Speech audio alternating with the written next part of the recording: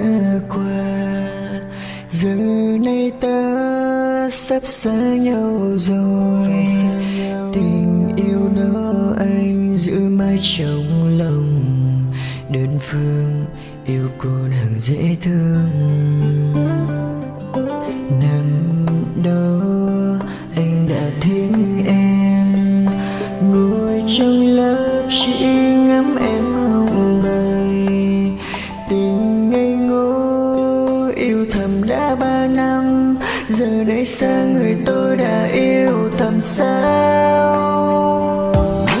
Câu thơ anh viết những yêu dấu một thời, những trang nhật ký muôn đường gửi đến em, những dòng mực tim muốn viết mãi không rời, chỉ mong sao thời gian chậm đi để nói ra.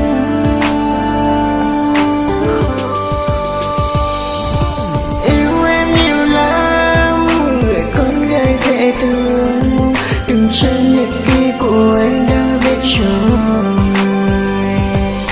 Hãy yêu anh nhé, ngàn câu yêu trong tim, nhưng sao chẳng thể nào anh nói ra lời yêu.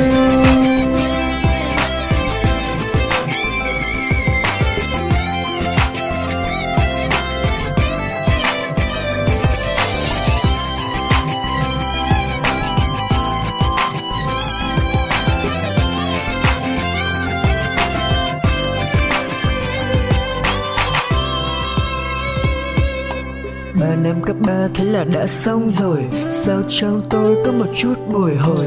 Giờ tôi ước thời gian ngừng trôi để tôi giữ từng cảm giác khi có em. Tôi yêu em nhiều đó, và tôi chắc rằng tình yêu này sẽ không ai có. Và nó trang nhật ký cuối cùng tôi xin gửi đến em, người con gái mà tôi yêu. Câu thơ anh viết những yêu dấu một thời, những trang nhật ký muôn đường gửi đến em, những dòng mực tim muốn viết mãi không rời, chỉ mong sao thời gian chậm đi để nói ra.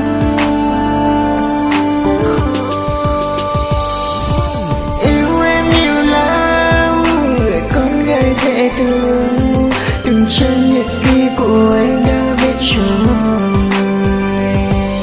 Hãy yêu anh nhé, ngàn câu yêu trong tim, nhưng sao chẳng thể nào anh nói ra lời yêu.